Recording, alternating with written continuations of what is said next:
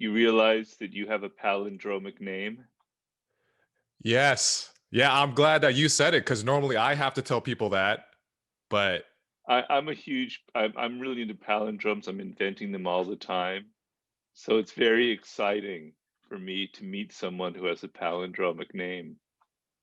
what's some of your favorite palindromes? Well, the longest one that I know of, see if I can remember it now. It's T. Eliot, top barred, notes putrid tang emanating, is sad. I'd assign it a name. Nat dirt upset on drab pot toilet. That's a total palindrome. Oh my God. I am mind But blown, right? I've invented a few of myself, like frustrate no one, tart surf, and I did stressed barred noses, ordered red roses on drab desserts. You know, Wow. It's very Dr. Susie, like yeah. Oh, I yeah. love them. Yeah, I'm obsessed with palindromes. I even try and do them in other languages too. So, Mike Kim, it's a real pleasure. I'm It's a honored. pleasure to have you here. So uh yeah, I guess Anyway, we'll just get it started then, shall we? okay, very good.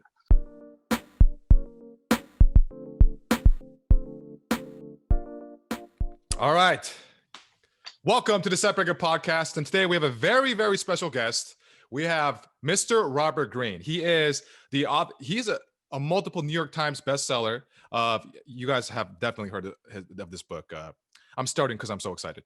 But The 48 Laws of Power, Art of Seduction, The 50th Law, 33 Strategies of War, Mastery, and most recently, my personal favorite book, The Laws of Human Nature. So welcome, Mr. Greene. It's a pleasure to have you here. Thank you for having me, Mike. I'm honored. Thank you. I have been waiting so long to speak with you. Oh, I've been pursuing my dreams for the past 2 years, stand-up comedy, just acting, all that stuff, right? And this, do you see these tabs, sir? whoa, Do you see these tabs, whoa, sir? wow, that's Yeah, impressive. I'm not making this up. This book is my Bible for life. Pretty insane, yeah. Yes. So Wow. this book right here, The Laws of Human Nature, actually is the book that helped me get through the first 6 months of me pursuing stand-up comedy. I was gonna quit every single day because I felt so alone. I felt like nobody liked me, and it was just a complete strange foreign field to navigate, and I didn't understand the people. But this book is the book that got me through it to help me to Can you give me an understand them. example? Yeah. So for instance, like I really felt like everybody didn't like me, right? So I would literally go up to people and I would see them like 7 or 8 times. And I'd say, hey, Steve. And they go like, oh, hey, stick their fist out. Oh, hey, man. Like high school, right? So I was like, is it me? Am I doing something wrong? And then I start to there's a test that you talked about where if you surprise somebody, you just kind of walk up to them when they can't Right, see you from an angle, and right. then you'll find out if they don't like you based off of this instant flash of like, oh hey, right? Like that. Right, So right. I would do that all the time. And also the book helped me realize that it wasn't necessarily just them not liking me because I just existed. Some of them happen to be envious because like there's this new guy and he's a little too confident. Something's wrong. Like I don't like that. You Yeah. know. So it really was an instrumental part in Seem me very being here likable. today. You seem very likable. I don't know why people would automatically feel, kind of put off by you. I don't understand that, but you know, I don't know. Yeah, I'm not sure either, but it just kind of helped me put Okay. things more into perspective Yeah. of And whatever their not reason take may have been. and not take things so personally. Yes, absolutely. Because my feelings were getting hurt all the time. I'm like, what am I doing wrong? I don't know. Right. You know? Right. That's a terrible feeling. We all know that feeling too. Yeah. Hmm. Yeah. And then also mastery helped a lot as well. So there's a the mirror neurons. I never forgot that. So so to those that are listening, mirror neurons are basically I'm probably gonna butcher it, but we can watch people do an activity and we have like synapses and parts of our brain that fire off as if we're doing the actions. Am I explaining that correctly? Yeah, they'll fire, like, let's say you're picking up a pencil, they'll fire when you pick up the pencil, but they will also fire when another person is picking up the pencil. So you literally can feel what they're feeling as they do that action. And it probably evolved as a way to help humans learn from other people. Before the invention of language, we could learn how to make tools by simply watching someone and get the kind of feel for how it was done just by watching them. But it's an extremely powerful bit of physiology, and people like the neuroscientist V.S. Ramachandran, who I interviewed for Mastery, he thinks it's the secret to so many of our intellectual powers. But anyway, yeah. Yeah, that one taught me a lot. I'd learn from when they're, the sets were going bad, when they were doing good, and I would just think Oh, mirror yeah, neurons. yeah, yeah. Definitely. I could see where that would be very useful. Yeah. Being Yeah. keyed into your audience and picking up their body language. I could see why human nature would also be helpful in that sense. Oh, absolutely. Yeah, because there's times where I'd perform in front of audiences and they'd make faces or it's so easy to take things so personally and blame Yeah. ourselves because you talk about how uh as especially when we're children we are full-blown narcissists. We think everything is we cause it to go bad or go right, Right. whatever, right? And I Right. think that definitely we get better as we get older, but it never fully leaves. I don't think it ever does leave. I Yeah. don't even know if it really gets better for some people, at least. Hmm. Some of us grow out of it, but there's still those raging narcissists among us who are even worse than children in that sense. But yeah. Yeah. No, I agree. I've definitely lost a lot of friends recently. Which again, the book told me realize who are some people that are really bad for me in my life, and Oh yeah. yeah, it's Yeah. just let's see. So I was curious. When you were writing this book, The Laws of Human Nature, Yeah. what was the writing process of the book like? And during the process of writing it, you must have gained so much insight into your own life, like every book you've written. Because when I journal daily, Yeah. I have massive epiphanies, and it's just me just journaling about, oh, I ate this, and it made me feel Right. more energy or whatever, you know? Well, the process is a process that I've been doing since my first book. I've been writing books essentially since 1996 when I started the 48 Laws of Power. And basically, I do lots of research, which is sort of the foundation of all my books.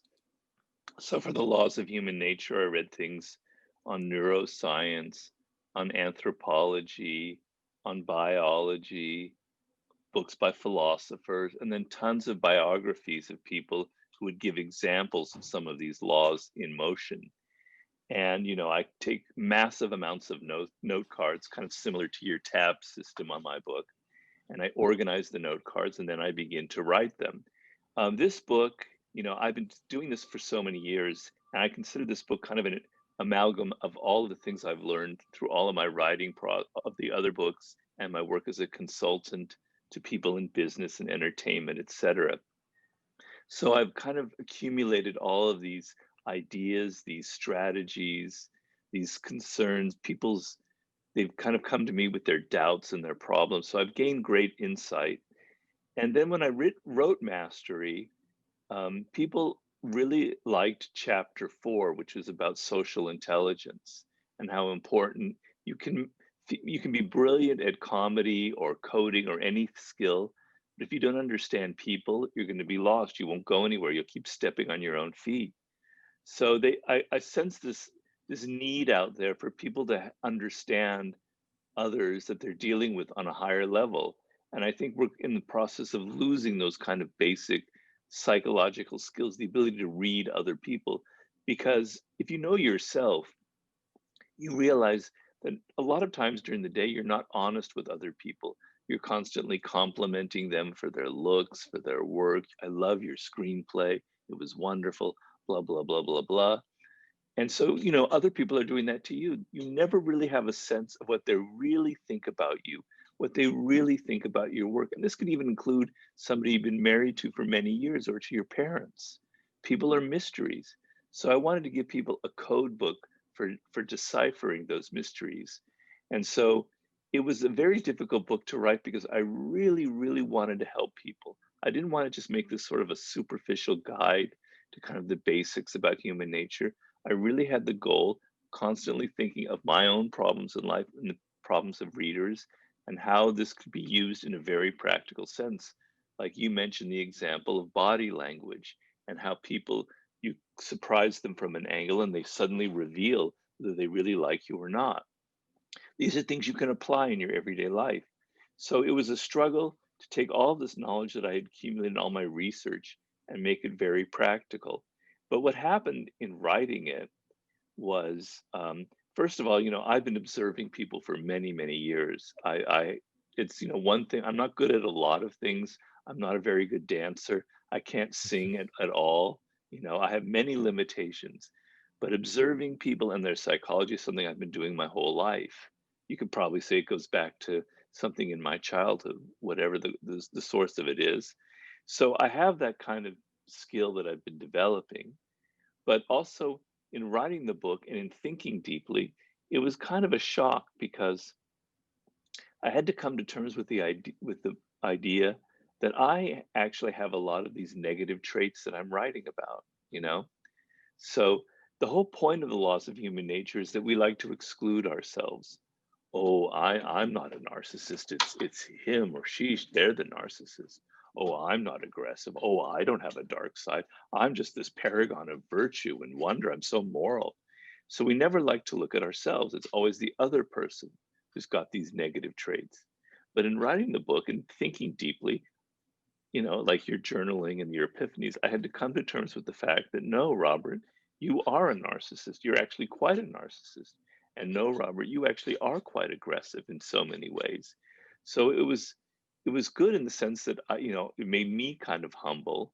And then I realized that it's going to have that effect on other people as well, which was a little bit of a concern because if I'm making you suddenly confront your own dark side, your own dark energies, people may not like that, and it might be something that puts people off from reading this book.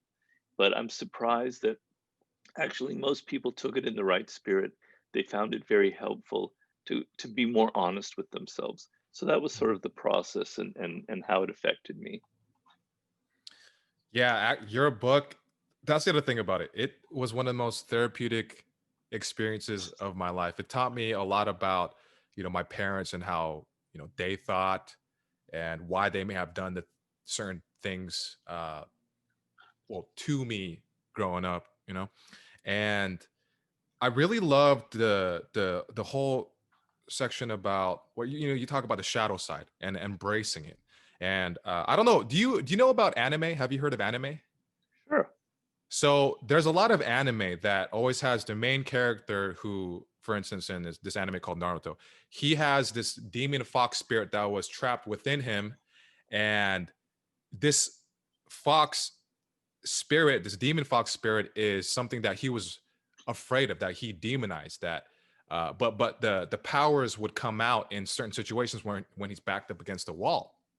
And then over time, as he got older and as he got more experience with his practice of being like a ninja, he ended up befriending this spirit, this darkness within, and became even stronger once he embraced it. And Uh-huh. I thought about that a lot and tried to do that with my own life. And instead of looking at these certain urges I have, where sometimes I want people to fail. Sometimes I have these dark thoughts, and instead of Yeah. beating myself up for having them, I just said, this is a part of me. I'm not acting on it, Yeah. but it's okay. It's fine. And your book helped me come to terms with, that side of me. Right. Yeah. Well, I mean, think of it this way. When you were a kid, you had a lot of this. You were more overt about this dark side that you had. You know, if you had an aggressive impulse toward your brother or sister, you would hit them or pull their hair or play some nasty trick on them. Mhm. I did that to my sister. She did that to me many times. You know, you'd get very upset. You would love your parents, but sometimes you would even hate them. You were what I call like a complete person, like a round ball. You had a positive, sunny, cheery side, and you had this hidden dark side, and you acted on it because that's who you were when you were born. You know, it was more like your animal natural self. And then as you get older, you know, it starts getting beaten down. It starts, you push it down or you push it to the away so people can't see it because you're supposed to be so good in school. Teachers and parents, everyone wants you to be an angel. They want you to behave a certain way. And then you get into high school, et cetera, and you have to conform and be like other people, and there's peer pressure. And so you feel like there are things about you that you have to hide and disguise your vulnerabilities, not just your aggressive impulses, but your vulnerabilities, your weaknesses, the things you think that people won't like. But the part of human nature that you have to understand is nothing ever disappears, right? You can't get rid of these things. They're there. They're always going to be there. All you can do is push them away and repress them. But then they come out, they leak out as you get older in all kinds of strange behavior. Suddenly you find yourself getting really angry and embarrassing yourself with some angry outburst. And then you have this feeling, well, where did that come from? That wasn't me who said that, and then you apologize, or you do some kind of irrational behavior. You fall for some get rich quick scheme, you know, like cryptocurrency or something like that, or you end a relationship, you know, with some action that kind of you end up regretting, on and on and on, or you quit a job that you really shouldn't have quit. And then you wonder, like, is there a stranger inside of me that is doing this behavior? It is your dark side that is speaking. So I want people to understand that when somebody else, somebody you know, does something that seems a little bit out of their character, like they show a flash of anger, a flash of irritation, a flash of envy, whatever it is, they'll immediately go, "Oh, I'm sorry. I don't know what came over me. That wasn't me. That is them. That is more them than anything else. That is more authentically who they are. It's because they're trying to hide it that it comes out in this way, but it's definitely who they are. And people never do anything once. So if you catch a glimpse of this, you'll know that it'll happen again. And I don't mean to judge people and think negatively because you are doing the same thing. Social pressure makes you hide that dark side. But the point is, you know, there are people in our culture like actors and rock stars and celebrities who act out more of their dark side. I hate to get political, but I have a feeling that in some ways that's the appeal of a Donald Trump to his millions of people who voted for him. I am certainly not a fan of his, but that was the appeal. He was able to act out all those dark impulses, all that unpolitically correctness that they're seething within them that they wish they could do, but they can only do it vicariously through someone like that, right?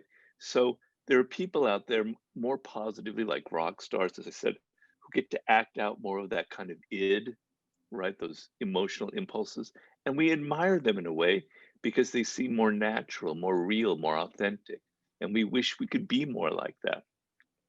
So the point of all this is that dark side of yours contains incredible amount of power. It's like you said in that anime version, which is very interesting. I'm gonna have to look that up. So your dark side is a source of power. It contains incredible amount of primal energy. It contains a lot of creativity. It contains a lot of ambition and things that if you could learn how to channel, you could do great things.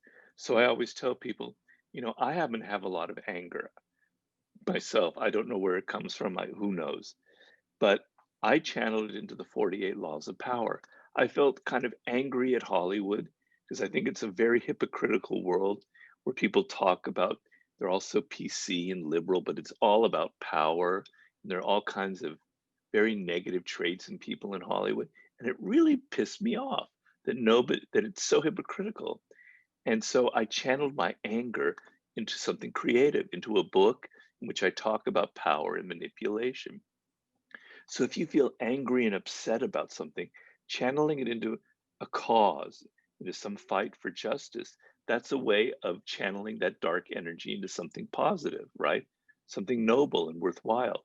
Or if you're an artist or you're a comedian, taking some of that bitterness, some of that frustration, some of the things that you dislike, and letting it out in your comedy or letting it out in your artwork, people will love it because it, like the Donald Trump thing, everyone is so repressed that they glom onto it. They're attracted to it, like moths to a flame. So don't be your dark side. People are going to be excited by it if you express it in a way that's positive, that's pro-social, or that's for something or for entertainment purposes. So don't be afraid of it, and also don't be ashamed of it because we all have it. Yeah, that's what got me through that first 6 months of stand up too, because I just kept telling myself, I'm gonna get so good, you're gonna have to acknowledge me. You're gonna fucking see. Like fuck you guys, I'll get better than you.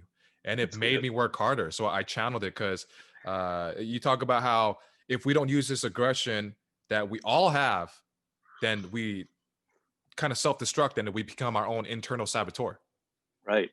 Right. And I have to, I struggle with it on the daily. If I don't use this aggression in productive ways, I want to destroy everything I've created. Yeah, yeah. I know Yeah. the feeling. I know the feeling, yeah. And another positive way of using it is your ambition. I mean, ambition is kind of a dirty word in our culture. It strikes people as being selfish. You're not supposed to admit that you're ambitious.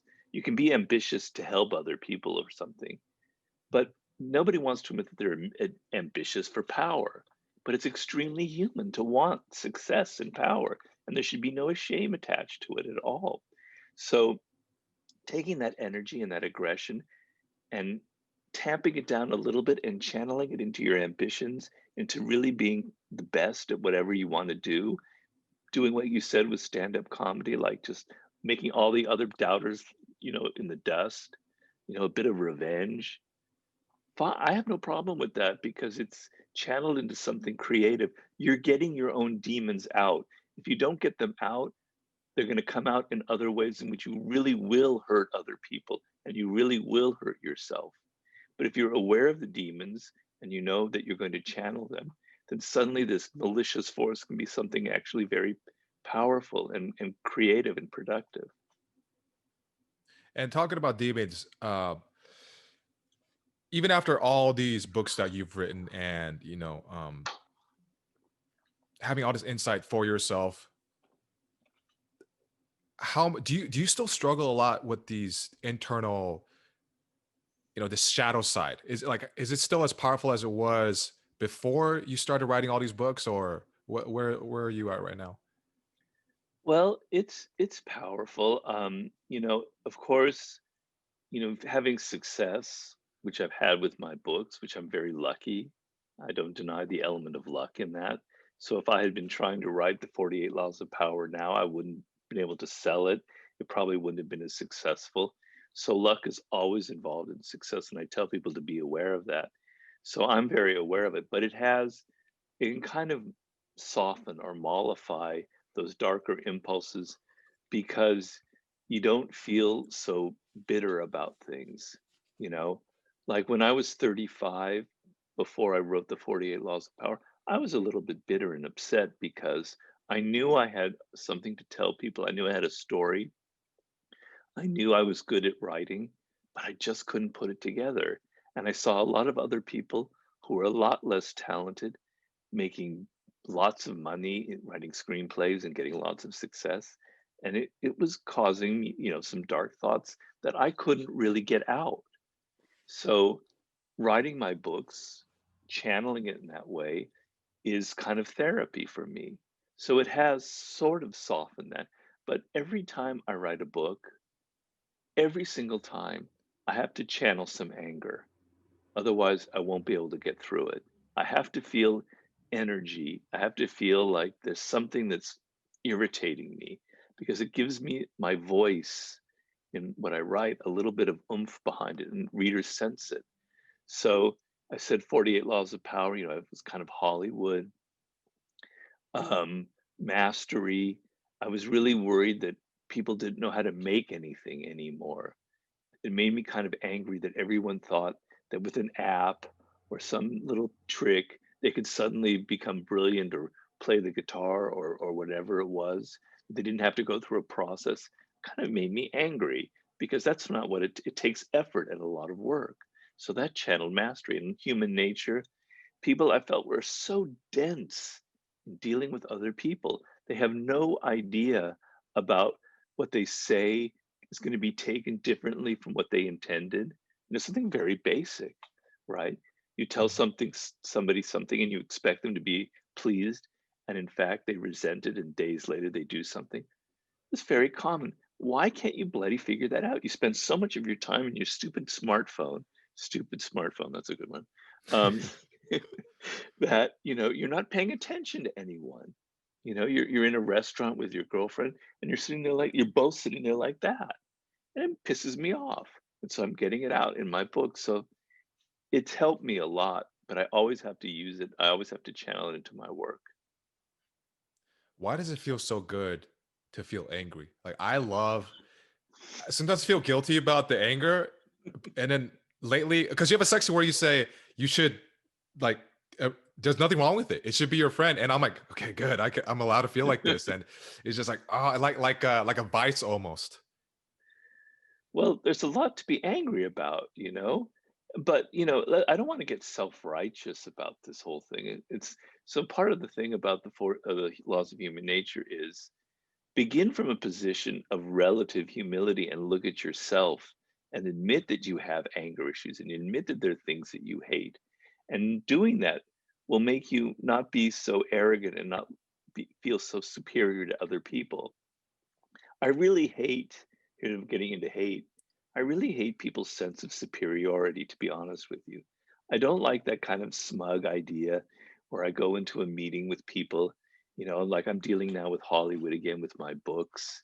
And they're kind of, oh, the writer of the book, well, we're big Hollywood executives, blah, blah, blah. Oh, really? What the fuck have you really done in life? You're not, you're spending, you consuming millions of dollars for these crap movies that you pull out. It pisses me off. So there's a lot to be angry about in this world because people are so hypocritical. They don't. They act like they're so pro-social. They're so morally virtuous, but their behavior doesn't line up. It's not to say everyone's like that because there are genuinely virtuous people out there. I would hardly say that they're the majority. You know. But once again, I'm not judging because I include myself in that group. But sorry. So I include myself in that group. But it's in the world today, when you look at politically and socially what's going on, and so many of the if I were a millennial, and I'm not because I'm more of the boomer X generation, whatever you call it. If I were a millennial or Gen Z, I'd be so pissed at the way the world is right now. It's not a world that reflects my ideals, my thinking, what I grew up with. It's a boomer world. It's a world where the politics is all askew, where things aren't to my measure, of my generation. I'd be angry at the way things are, the world I've inherited, the chaos of the crash of '08, then the chaos that's going on now, the environment collapsing, global warming. I'd be so angry. There's a lot to be angry about, but use that as a spur, use that for your ambition, and use that for something productive and something creative. Yeah, there's the us versus them mentality, especially with social media being where it's at now, is on a whole nother level. It's insane. Like I actually stopped being friends with somebody just a few weeks ago because uh, so I released a podcast, and of course there's always the description, right? Like what it's about. So I put that on my Instagram and I talked about blah blah blah blah blah not wearing masks. I didn't tell people to not wear masks. We were just talking about, the whole thing. And this guy saw that, just the description of it, and he said, see, now you're talking about this. You're telling people you are the enemy. He called me the enemy. He's like, you are the enemy. This is what you are. You're using your platform for bad. How could you do this? I'm so disappointed. And I was like, what? And he started crying because he FaceTimed. He started crying. I was so confused. I'm like, what is going on here? It was the weirdest thing. And then I realized it's because because you talk about the importance of socializing, being around people and being around, because when you're around people, you can't control them. You don't know what's going to happen. So you learn, you Right. adapt, right? And when Right. you're inside all day and all you do is tweet, look at Twitter and all these things, and you control what kind of content you're consuming, it just takes over your mind. And Right. yeah, I know. I get that all the time with weird FaceTime, YouTube comments when I post a video, or if I ever crawl out from the little hole that I'm in and post a statement on Facebook about politics. Like I was personally, I'll just admit I was very happy that Biden won, and I posted something, yay! And then you get all these comments, and people are comparing you to Satan and saying you're the frog that's going to be boiled, whatever the fuck that means, all that shit. You know, there's so much rage out there, but that's not the productive side of the dark side. You know, it brings up something interesting, which is normally our dark side, if we're in a social setting, we have to disguise it, right? Because if that guy that you're talking about, I mean, I know he was doing it on FaceTime, but if he was doing that at a party or something like that, or a social event, he'd be shamed for it. It would make him look bad. But particularly on social media, where you're not FaceTiming, you're just an anonymous little post, a little tweet, you can be as nasty and ugly as you want. You can get all your dark side out and you never pay a price for it. Twitter might ban you, but they usually don't. You can just say whatever the hell you want. You can be as angry and bitter and nasty. And the thing is, it's not a place where any kind of intelligent thought takes place. How many times on those forums do you ever read and go, now that's an interesting way of putting things. I'm going to learn from it. I'm going to think about that. never. Maybe once out of a 10,000, but usually it's just like people's little spewed bits of vitriol that they're getting out, and it makes them feel like they're superior and greater. That's not an example of using your dark side for productive purposes, because what do you get in the end? I know if I ever get my angry when somebody posts something like that about me and I respond, I feel kind of terrible the next day. I feel Mhm. like I took their bait. It doesn't make me feel good. I don't think it makes anybody really feel good. So you're not getting anything out of that. So take that anger and that vitriol and those things that are getting under your skin and do something positive with them. Don't just sit there and tweet. If he's so upset about masks, then find a way to start educating people. Or if he's even talking to you, I have a chapter about if you really want to persuade people and influence them. You don't yell at them, you don't make them feel bad. You find a way, a gentle inside way of entering their spirit, their mind. So if he really believes that he's going to change Mike, Kim on masks, or he thinks that you did something wrong, then find a more strategic way of putting it. But people are so stupid sometimes. I don't know. I'm not going to go off onto all that. I think it's that people are even more lost with their sense of identity. Like they don't even know anymore. So they just like to cling on to these movements. And now it's even easier because there's all these this is going to be kind of extreme, but like false prophets because of social media. Anybody can become a huge star doing Right? absolutely nothing. Right? And they just they hear what they have to say, and if they agree with it, they say, this person's so right about everything. Like I just Right? love it. I love it. And it that because I'm 31, so I guess that makes me a millennial, right? I guess I don't I know that think stuff, so. but Yes, it would. yeah. So I'm a millennial, and it actually angers me. I'm very angry about the fact that people don't bother to try to understand others' perspectives. Like it's just, oh, you voted for Trump, that automatically means you're a racist or you're a horrible person, or you voted for Biden, that means you're a perfect angel, or just whatever it may be, right? Like it's just it's just too much us versus them, and I'm sick of it. It makes me so angry that that's why when I put out content, I try to put out content that unifies people. through comedy or just being very vulnerable, as vulnerable as I can be. Because and also I'm sick of everybody acting like they're this perfect being. So that's also why I try to show my worst side and say, hey, this is my insecurity. I'm insecure about this, or I do this. Like I don't, sometimes I forget to wipe my ass, whatever. I'll just put that out there to be like, hey, I'm a human. It's okay. Like you are allowed to be a fucking human being and not get punished for it, you Right. know? Yeah. Well, that's sort of the essence of comedy. I mean, that's what all great comedians do. They kind of get away with saying things about themselves and make us identify with them. And then they can also, in doing so, they can also make you laugh at other people as well. Not that you're necessarily doing that, but yeah, you know, the tribalism is very extreme. But the thing about that I talk about in human nature is it is human nature to want to believe in something.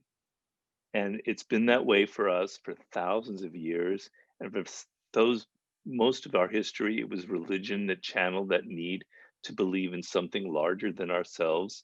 It's deeply, deeply, deeply ingrained in our chemistry and the way our brains are wired to want, as a social animal, to want to believe that we belong to a group, that this group is some way superior, that our religion is superior, that our culture is superior, whatever, and it has deep, deep roots in us.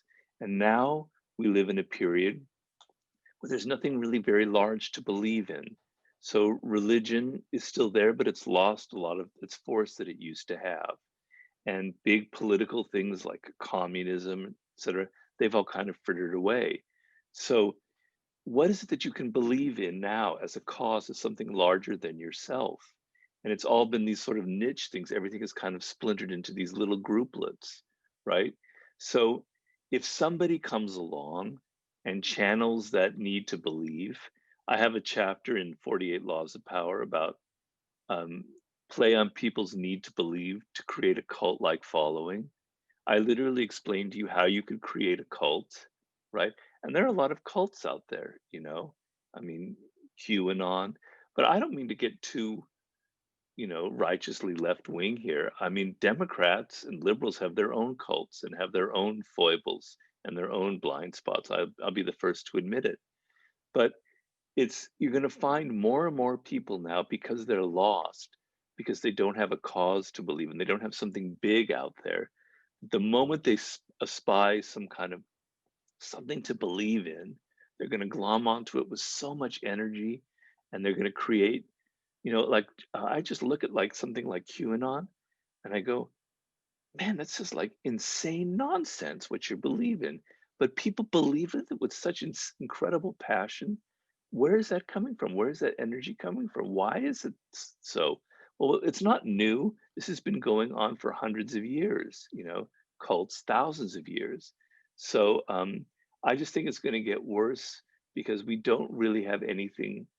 We have this need to believe, to belong to a group, and there's nothing in our culture that's really satisfying that. What do you think that people could do if they don't believe in like a higher power or something to uh alleviate some of that need to kind of latch onto something? Well, I talk in mastery that the real higher power is yourself. So, the point of that book, as you've read, is you were born as a unique individual, and it's literally inscribed in your DNA. Your DNA has never occurred in the past, ever, among the billions of people who have lived, and will never occur in the future, right? So you're one of a kind, you're unique, and that means something. It means something in nature when a mutation occurs in the chromosomes of some animal, and then a mutation occurs for a very good reason. It creates something very powerful and something new. You are unique. You are a mutation in a way, right? That is your higher cause. The cause is to figure out what makes you different, what makes Mike Kim different from everybody else, what is something about his genetics, the way he was raised, his earliest beliefs, his earliest loves and hates. What is it about you when you were 6? that is like a through line up till 31 to where you are now. Who are you? Figuring that out and bringing out what makes you different in your work, whatever that work might be, even if it's simply raising a family. I don't care if you're a carpenter. I was destined to work with my hands. I was destined to create comedy. I was destined to write books. And putting that to work and realizing it, you're actually, in some ways, you're contributing to society on a very high level because we humans survive by our diversity. I know it's kind of a buzzword, and I just don't mean diversity racially and gender wise, which is all true, but I mean diversity by the fact that you have a unique mind, a unique spirit. And when you contribute that to the world with whatever you create, you are enriching the soil of our culture. That is a higher cause to believe in. You don't have to believe in God. You don't have to believe in whatever else. I have nothing against religion or God. I'm very open to those things, but you don't have to believe in it. You yourself are marked by this. It's your life's task to bring it out, and that's your cause. And when you do that, you're actually contributing and doing something very powerful and productive. And I think if everybody was able to do that, then it just all kind of comes together. We're all intertwined, and it would just make the world a much more beautiful place. But it seems to be so much more easier to just have crab mentality and to wish the worst upon the person next to us, so we feel better that maybe they didn't reach their goals because we're too afraid to you know have the courage to go out there and see what we can do on our own. Right. I mean, if you actually, I think a lot of people's anger and bitterness as they get older stems from the fact that they knew that they had potential. They knew when they were a child that they were meant, that there was something, you know, potentially great about them, and they wasted it. And as the years go by, they're wasting it. They're in their 30s. Man, I could have been really good at this. And you get a little bit angry, and then you get on social media and you start posting all this shit. And you get in your 40s, you start drinking, you start taking drugs, you start having all these weird things. Then it gets worse and worse and worse. Not fulfilling your potential is a source of incredible bitterness and frustration. And it's my belief that everybody, and I don't discriminate. I had in mastery, one of the examples, I interviewed several contemporary masters to illustrate the ideas, and one of them was a woman named Temple Grandin. Temple Grandin was born autistic, and not just mildly autistic, very much on the scale of autism. She was, as a 3-year-old, basically going to be hospitalized her whole life. She managed, through her own efforts, to turn herself into one of the great scientists of our era, an expert on animal behavior, which I do talk about in the book, uncanny ability to understand animals, and also an expert on autism itself. And I tell people, if someone was so much against them, like she had against her, can turn herself into a master, then that means anybody can. Anybody. Nobody has an excuse then. And it's very amazing to read about how she did transform herself. So I believe that you may not have to be like Napoleon or somebody great. You could be really good in building something with your hands, being a great carpenter, even being a great plumber. There are master plumbers out there. I know, I've hired them for my house. And I have utmost respect for people who master whatever they do. But when you reach that level, whether it's plumbing or composing music, you have a different feeling about yourself. You're not so bitter.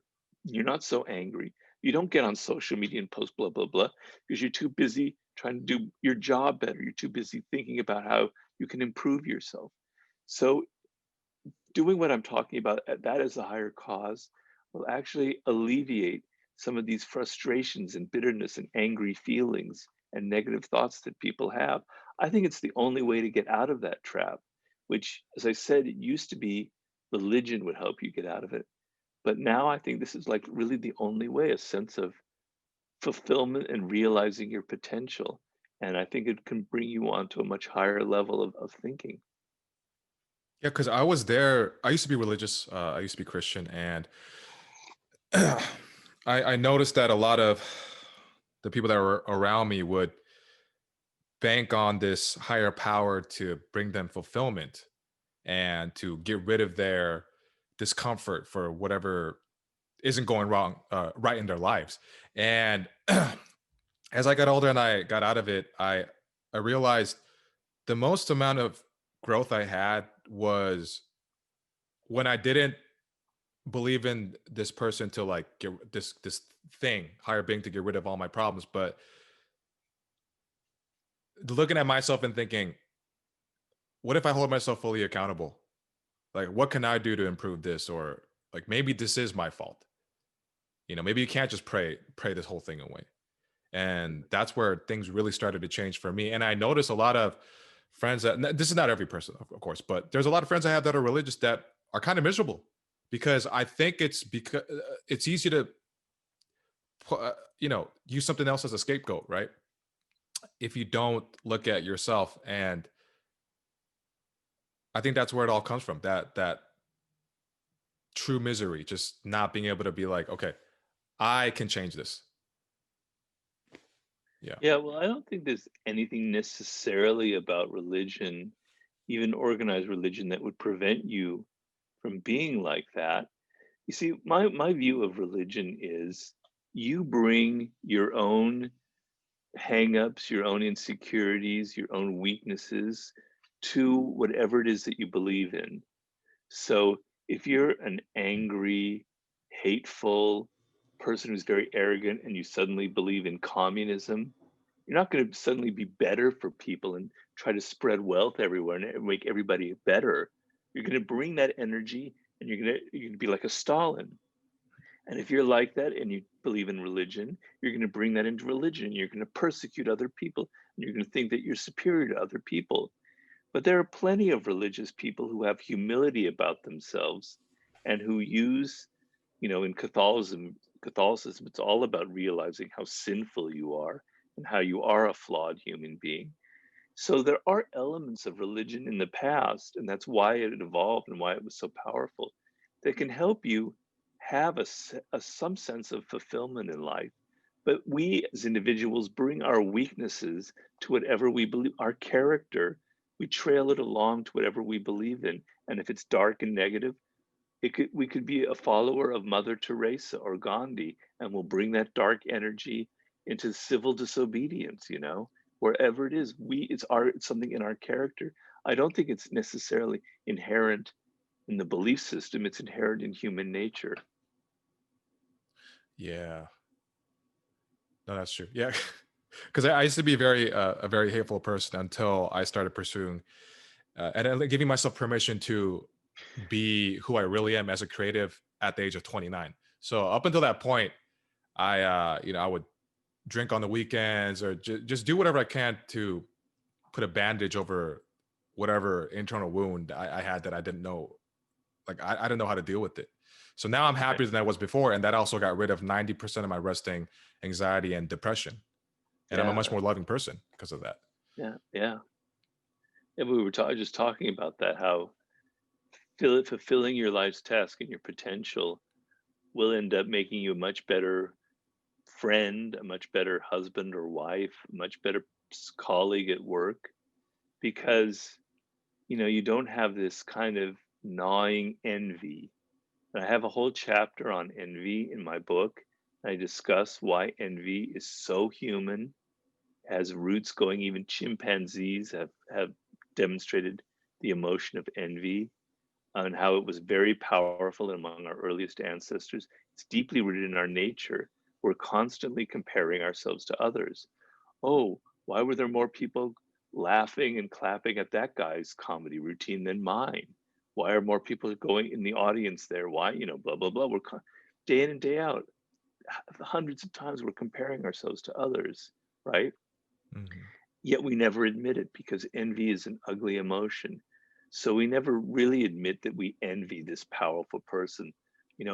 Writers are notoriously envious of other writers. I once went to a party in New York about 16 years ago, and it was a party of just writers, which you don't have here in Los Angeles because no everyone's an actor or a director. You just don't get, you just don't get writers. And you could smell the envy that everybody felt in there. It was so strong. How many book deals have you sold? Oh, really? That was your last advance? Oh, who's your agent? Blah, blah, blah. And so, it's very natural. And I even feel that emotion myself when I know if somebody, a writer of myself, gets a bigger advance or blah, blah, blah. We're constantly doing that. But if you never realize what you're meant to fulfill in life, your life's task, as I call it, that envy is going to sit in you your whole life. You're going to have nothing you can do with it, and it's going to make you act on it in some ways, and it can come out in ugly ways. But if you are having any kind of success or any kind of positive momentum in your field, you don't feel the need to be envious.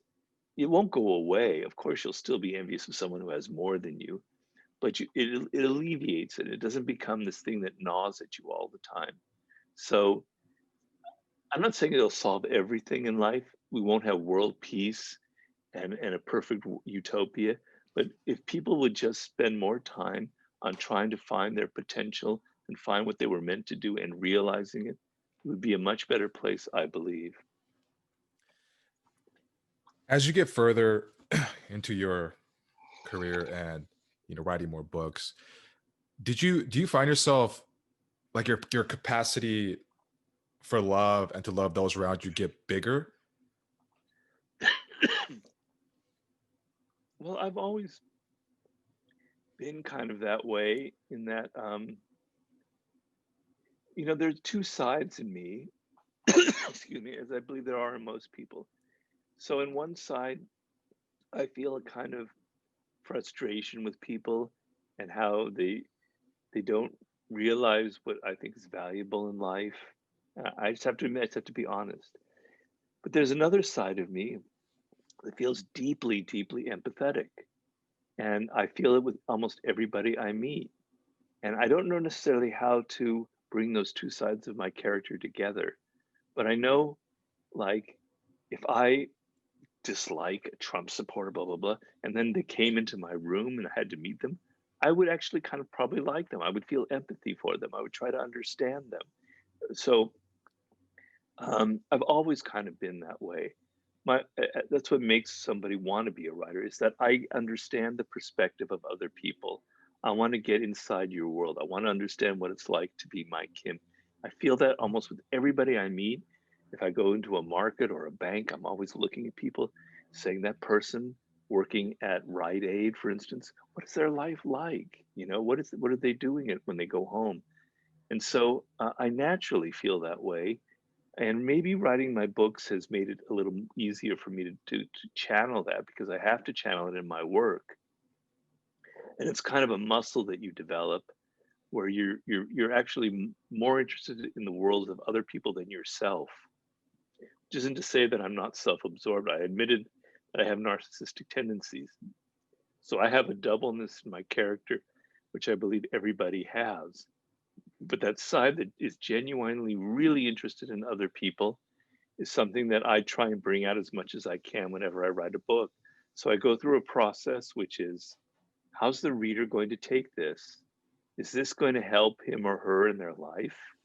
You know, I'm writing a book now that's a little less about power or practical things.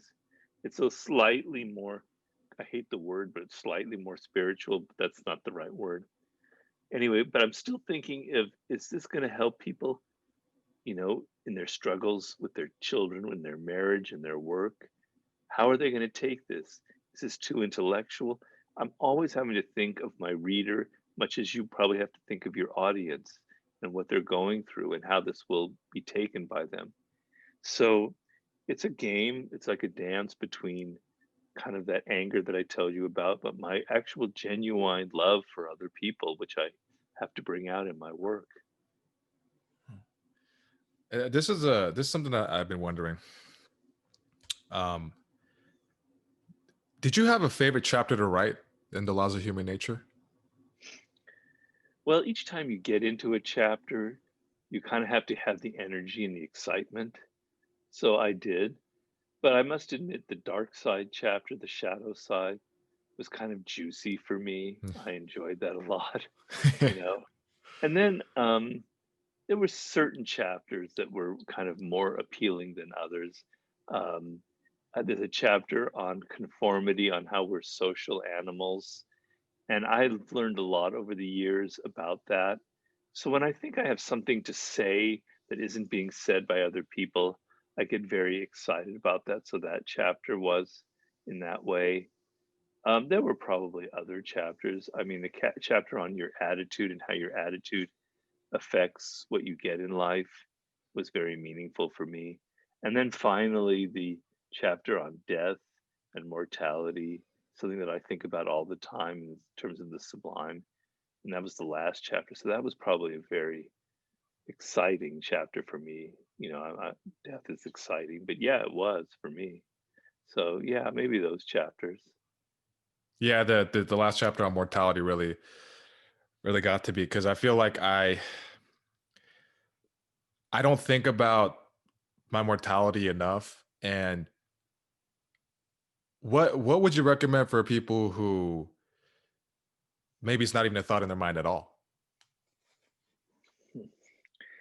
Well, it's never not a thought in the mind at all. That's impossible. True. You know, That's true. that's like suddenly sprouting wings and flying off into the air. Not going to happen. It's in you. Your awareness is there. When you were a child and you first learned about the fact of death, it wasn't like an intellectual idea like it is now. It was very visceral because you have just emerged from a womb, which was kind of death-like, and now you're alive, and you know that feeling of darkness, of eternal darkness and something. So you have this sort of animal connection to mortality. It's there in you as you get older. It never goes away. So if you repress it, if you never confront it, looking it in the eye, because it's always there looking at you, what happens is you develop a kind of latent anxiety and you're not aware of it. So you feel anxious about everything. You feel anxious about your career and your money. You feel anxious about what your mother said. You feel anxious about friends talking behind your back. You feel anxious about politics. You're anxious, you have anxiety about everything. It's because you are not confronting your own mortality. It's the source of the single greatest fear, obviously, that we all have, right? By looking it in the eye, you're not going to get rid of it, but you're going to come to terms with it on some level. But by denying it, by never looking at it, it's going to leak out in all of these ways. It's going to infect you with all kinds of smaller fears, right? So, what is the fear of death? The fear of death is being separated forever from other people, from the world, etc. You have all these other little anxieties about being separated from other people, about your relationships, about losing your job. These are all little deaths that are going on in your mind because you're not confronting the big death, right? So you can't escape it. It's absolutely impossible. It's there always in the back of your mind. You're dreaming about it. You're, you're thinking about it in ways you don't realize. When you watch a movie, it's kind of hitting some of those thoughts in weird ways, even though movies now portray death in a kind of a cartoonish fashion. You can't really escape it. And now with the coronavirus, it's all around us in a very powerful way. So instead of trying to like look away, look at it in the eye. And I explain in the book all the powers that you're going to get from looking it in the eye. You will be able to deal more deeply. I did a book with 50 Cent called The 50th Law, and it's a book about fearlessness and the power of being fearless in life. And I watched 50, I was with him for like a year, following him everywhere.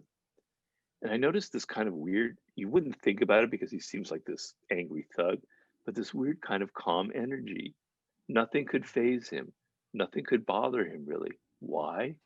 Well, when he was 21, I don't remember, 22, somebody put a gun through a car door and shot him like 9 times in the head. And one bullet went through his mouth and out the other. He survived, but he came this close to dying. When you come that close to dying and you confront death, you don't care anymore. You lose all of your little anxieties. You lose a lot of baggage that most people carry around with them. Now you're not going to face death like that, but you can face it because it's going to happen to you someday. And by confronting it, you can release a lot of that tension, a lot of that inner anxiety. Like something's bothering you in the present. What difference does it make? You're going to be dead in 30 years. Why are you worrying about that? You're going to be dead forever. No, why should you care about this little petty thing? It gives you a sense of scale, it gives you a sense of priority. It also gives you a sense of urgency. I'm older than you. I'm now 61. I'm 30 years older than you.